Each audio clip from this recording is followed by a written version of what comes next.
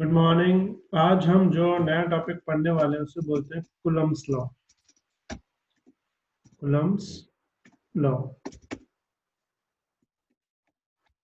Coulomb ने दो charge के बीच में लगता वो फोर्सेस के बारे में बताया था। उसने क्या बताया था? The electrostatic force acting between two static electric charges is directly proportional to the product of their charges and inversely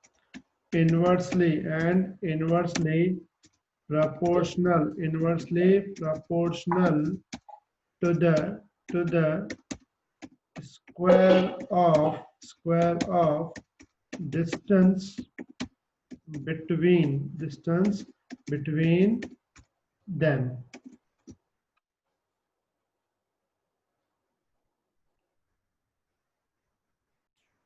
So the electric force acting between two static electric charges is directly proportional to the product of their charges and inversely proportional to the square of distance between them.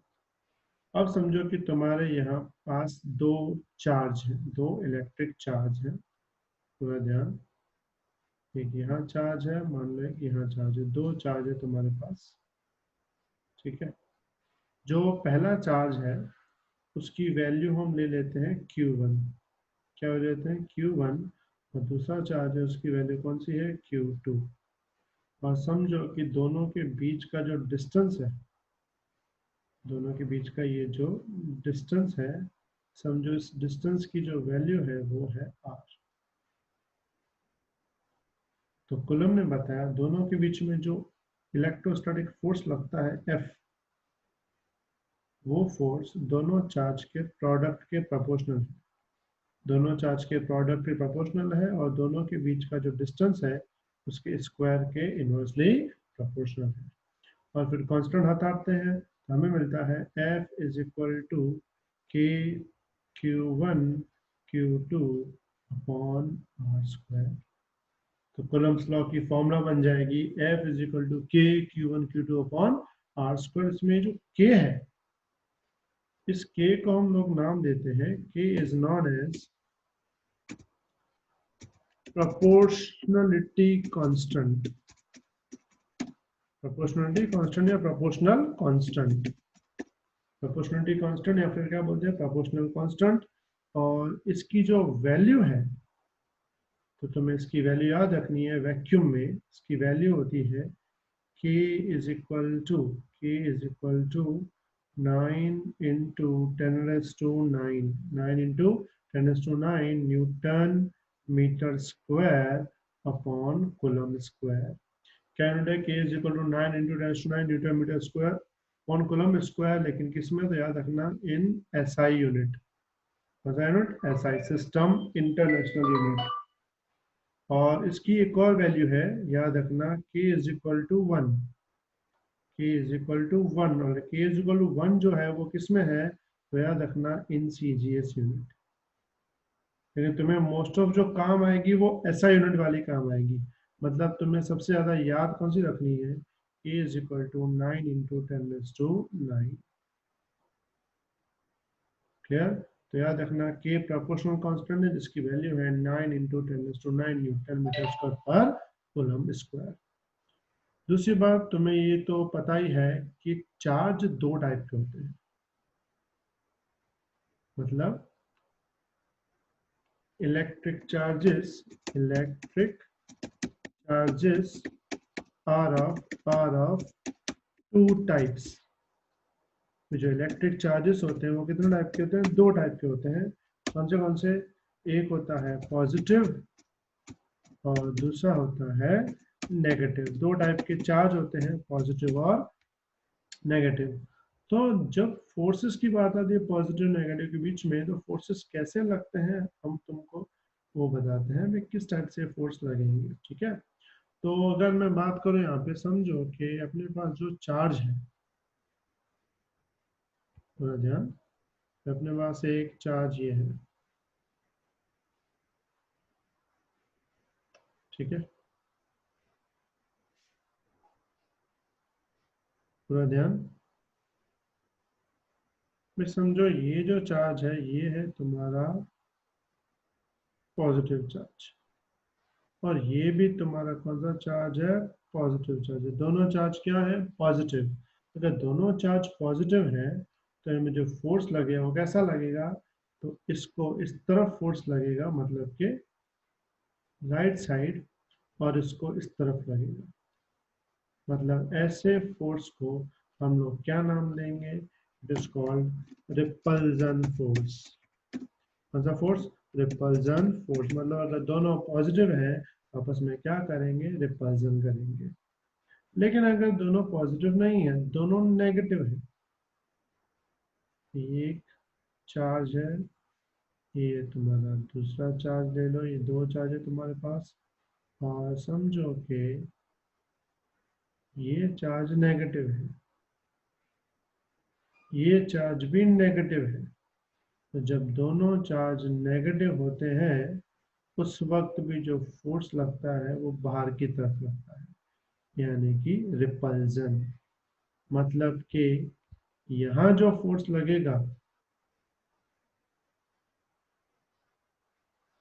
इसमें जो force लगेगा वो भी कौन सा force होगा, repulsion. ये repulsion force है।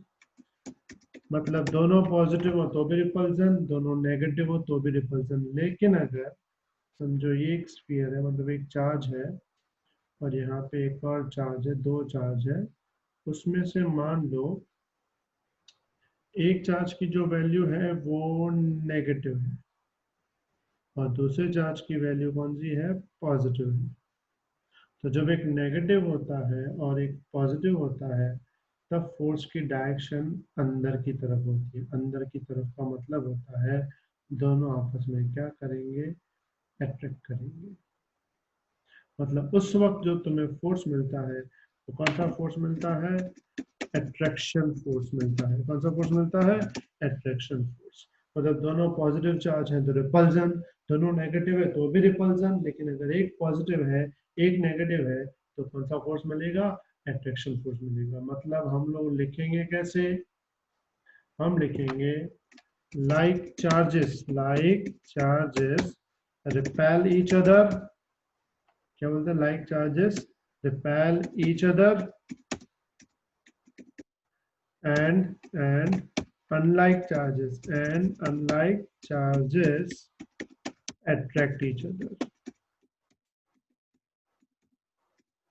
लाइक चार्जेस का मतलब क्या होता है, सेम टाइप के जो चार्ज होते हैं वो रिपेल करते हैं, और जो ऑपोजिट टाइप के चार्ज होते हैं वो क्या करते हैं, अट्रैक्ट करते हैं। जैसे यहाँ पे प्लस प्लस सेम था तो रिपेल, माइनस माइनस सेम था तो भी रिपेल, लेकिन एक माइनस एक प्लस तो क्या रहेगा, अट्रैक्शन रहेगा। समझ में आई बात सबको यहाँ तक। इसमें एक और बात जो k की वैल्यू है 9 × 10⁹, तो इसमें कांस्टेंट k की एक फॉर्मूला होती है।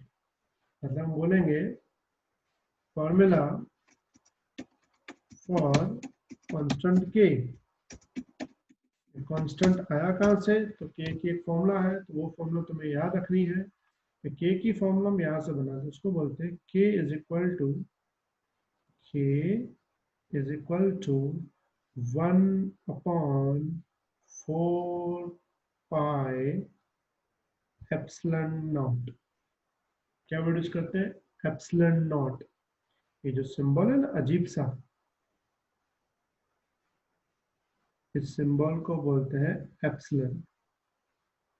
एप्सिलॉन मतलब EPSILON, epsilon.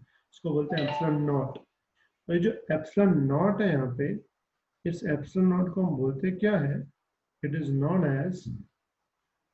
As permittivity.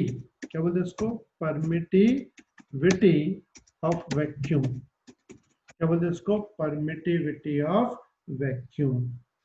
Permittivity का मतलब होता है कि दो चार्ज के बीच में अगर वैक्यूम है तो वो वैक्यूम उन दोनों चार्ज को कितनी ताकत से एक दूसरे पे फोर्स लगाने की परमिशन देता है उसको बोलते हैं परमिटिविटी। और ये जो परमिटिविटी है इसकी वैल्यू वैक्यूम के लिए फिक्स है 8.85 इंटू 10⁻⁻12। क्या वैल्यू होती है, 8.85 इंटू 10⁻⁻12। और एप्सिलॉन नॉट का यूनिट के के उल्टे यूनिट में होता है। जैसे के का यूनिट यहाँ था newton metre square upon coulomb square, वैसे इसका यूनिट उल्टा होता है, इसका होता है coulomb square upon newton metre square. ये एप्सिलॉन नॉट की वैल्यू है। तो k is equal to formula याद रखना 1/4 पाई एप्सिलॉन नॉट। मतलब अगर हम इसको लिखें force acting between two charges in vacuum। अगर वैक्यूम में दो चार्ज पड़े हो तो उनके बीच में अगर तुम्हें फोर्स फाइंड करना हो तो फोर्स की फॉर्मूला क्या बन जाएगी, तो फॉर्मूला तो यही वाली है जो हमने पढ़ी थी, बस के की जगह ये वैल्यू डाल देंगे। यानी हम क्या लिखेंगे, F is equal to 1/4 pi epsilon naught Q1 Q2 by R square. ठीक है, तो याद रखना फोर्स की जो फॉर्मूला मिलेगी वो क्या मिलेगी, F is equal to 1/4 pi epsilon Q1 Q2 upon R square. Got it, complete. तो ये जो हमने पढ़ा ये कौन सा था, कूलम फोर्स, लेकिन इस वैक्यूम में। लेकिन अगर बाय चांस अगर दो चार्ज के बीच में अगर वैक्यूम की जगह कुछ और हो तो वैल्यू बदल जाती है। क्या वैल्यू बन जाती है वो मैं तुम्हें दिखा देता हूँ, पूरा ध्यान। अब ध्यान दो, हमने अभी पढ़ा force in vacuum, force in vacuum between two charges, two electric charges में, दो इलेक्ट्रिक चार्जेस के बीच में हमने अभी अभी फोर्स पढ़ा। और वो फोर्स की जो वैल्यू आई यानी कि जो फॉर्मूला आई वो क्या आई हमारे लिए, वो आई हमें F is equal to 1/4 pi epsilon naught Q1 Q2 by R square. ये हमारे किसके लिए आई, वैक्यूम के लिए आई। लेकिन अगर मीडियम की बात करें, suppose there is medium between two charges। समझो दो चार्जेस के बीच में कोई मीडियम है तो ऊपर वाली फॉर्मूला थोड़ी बदल जाती है। फॉर्मूला में चेंज क्या आ जाता है, F की जगह आ जाता है FM, M मतलब medium, is equal to 1/4 pi epsilon naught की जगह लिखते हैं epsilon Q1 Q2 by R square. इसको देंगे हम इक्वेशन नंबर 2 दे देंगे। क्लियर, मतलब ये वैक्यूम में फोर्स, ये मीडियम में फोर्स। और अगर मैं इसमें ये जो एप्सिलॉन है इसका मतलब बताऊं तो एप्सिलॉन को सिंपल हम क्या लिखेंगे, it is known as permittivity of medium, permittivity of medium. पहले एप्सिलॉन नॉट था वो परमिटिविटी ऑफ वैक्यूम था, ये कौन सा है, परमिटिविटी ऑफ मीडियम। तो याद रखना एप्सिलॉन की वैल्यू है परमिटिविटी ऑफ मीडियम और ये वैल्यू मीडियम पे डिपेंड करेगी। अगर मैं जो ऊपर वाली इक्वेशन है इसमें मैं अगर डिवाइड करूं, डिवाइड इक्वेशन 1/2। अगर मैं क्या करूं, डिवाइड करूं इसको इक्वेशन 1 को 2 से, तो तुम्हारी जो फॉर्मूला बनेगी वो कैसी बनेगी, तो वो फॉर्मूला बन जाएगी F/FM। दोनों को डिवाइड कर देंगे, अगर दोनों को डिवाइड कर दोगे तो ध्यान से देखो इसमें Q1 Q2 कैंसिल हो जाएंगे, R स्क्वायर कैंसिल हो जाएगा, पहले वाले में सिर्फ क्या बचेगा 1/ε0 और दूसरे वाले में क्या बचेगा 1/ε। बाकी सब कैंसिल हो जाएगा। तो बाद में अगर मुझे इसको लिखना हो तो कैसे लिखूंगा F/Fm इज इक्वल टू क्या लिखूंगा मैं इसको ε/ε0 मतलब नीचे वाला एप्सिलॉन कहाँ आ जाएगा ऊपर आ जाएगा। तो ये जो तुम्हें वैल्यू मिली F/Fm क्या मिला ε/ε0। तो ये जो ε/ε0 है तुम बोलेंगे here टर्म कौन सा ε/ε0 ये जो तुम्हें मिला ε/ε0 is known as relative permittivity। क्या बोलते हैं इस टर्म को हम रिलेटिव परमिटिविटी। मतलब ये जो रेशियो है इसको बोलते हैं रिलेटिव परमिटिविटी और इसको सिंबल क्या देते हैं ε/ε0 इज इक्वल टू εr। इस εr का मतलब है रिलेटिव परमिटिविटी या इसको कभी कभी हम कैपिटल के भी लिखते हैं। क्या लिखते हैं कैपिटल के और कैपिटल के का मतलब होता है it is also known as dielectric constant. क्या वर्ड यूज करते हैं dielectric constant.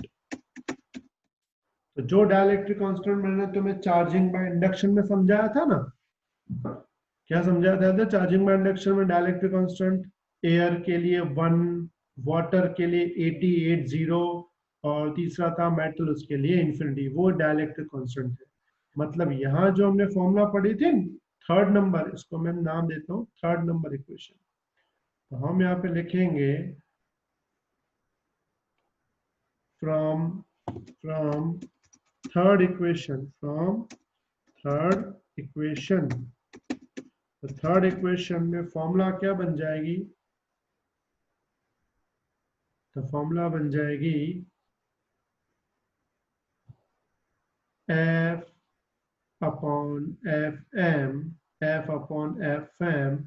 Is equal to capital के। अगर मैं इसमें सिर्फ Fm को सब्जेक्ट बनाऊं तो Fm बन जाएगा F/कैपिटल के। मतलब फोर्स इन मीडियम जो है वो कितना होता है force in vacuum divide by के का मतलब होता है डाइलेक्ट्रिक कांस्टेंट। ठीक है तो तुम्हें ये वाली फॉर्मूला याद रखनी है कि मीडियम में जो फोर्स होता है वो कितना होता है force in vacuum upon constant के।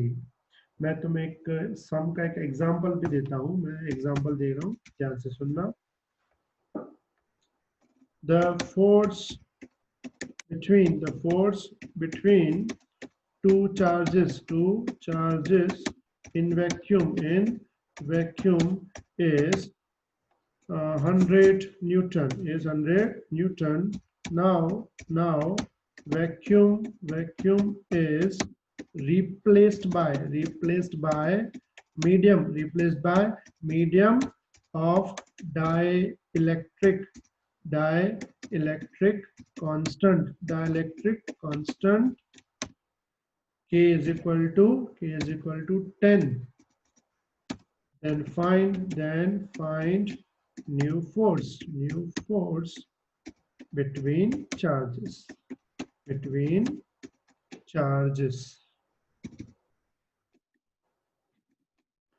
clear। force between दो charge vacuum is 100 Newton. Now vacuum is replaced by medium of dielectric constant 10. Find new force मतलब medium का force find करना है।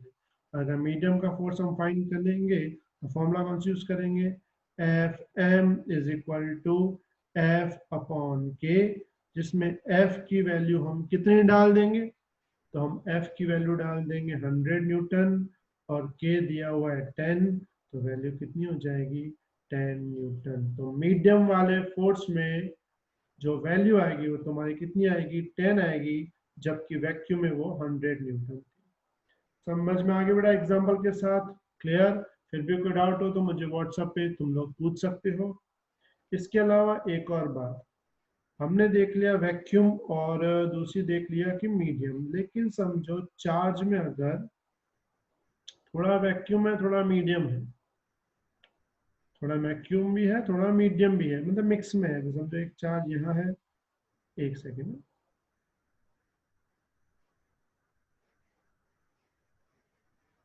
समझो एक चार्ज है और एक चार्ज यहाँ है, ठीक है। तो मान लो थोड़े पोर्शन में एक मीडियम है, वे इतने पोर्शन में एक मीडियम है, बाकी वैक्यूम है। थोड़े पोर्शन में मीडियम है और बाकी कौन सा है, तो उसका वैक्यूम है। मान लो जो पूरा डिस्टेंस है, पूरा डिस्टेंस वो है, ये मान लेते हैं, समझो पूरा डिस्टेंस है r, पूरा डिस्टेंस जो है वो r है, और जो सिर्फ मीडियम वाला पोर्शन है, कौन सा पोर्शन, सिर्फ मीडियम वाला, समझो मीडियम वाला पोर्शन इतना है, और मीडियम वाले पोर्शन की जो लेंथ है समझो कि t है, कितनी है t। तो वैक्यूम वाला पोर्शन कितना बाकी बचे, तो हम सिंपल है बोलेंगे कि जो वैक्यूम वाला पोर्शन है वो हमारा बचेगा r माइनस टी से, मतलब वैक्यूम r माइनस टी में है और मीडियम टी में है। तो ऐसे सिचुएशन में समझो मीडियम का कांस्टेंट है कैपिटल के, ऐसे सिचुएशन में फॉर्मूला क्या लगानी होती है, उसमें फॉर्मूला लगानी होती है F equals to K Q1 Q2 divide by bracket में R minus t plus plus root K into t का होल स्क्वायर। इसमें ये जो ऊपर वाला के है ये प्रोपोर्शनल कांस्टेंट है, प्रोपोर्शनल कांस्टेंट मतलब 9 इंटू 10⁹ वाला। Q1 Q2 दोनों चार्ज है, Q1 ये वाला चार्ज है और Q2 ये वाला चार्ज। नीचे R मतलब पूरा डिस्टेंस, T मतलब मीडियम का डिस्टेंस, रूट के मतलब ये जो के है ना, ये इसका डाइलेक्ट्रिक कांस्टेंट मीडियम का, और T मतलब इसकी थिकनेस। तो इस फॉर्मूला से फाइंड करेंगे अगर थोड़ा मीडियम हो थोड़ा वैक्यूम हो। Got it. तो ये पूरा तुम्हारा फोर्स हुआ, कौन सा force, coulomb force in vacuum, in medium, in both. Got it, ठीक है। तो ये हुआ तुम्हारा कूलम्ब फोर्स कंप्लीट। इसके बाद हम स्टार्ट करेंगे coulomb force in vector form.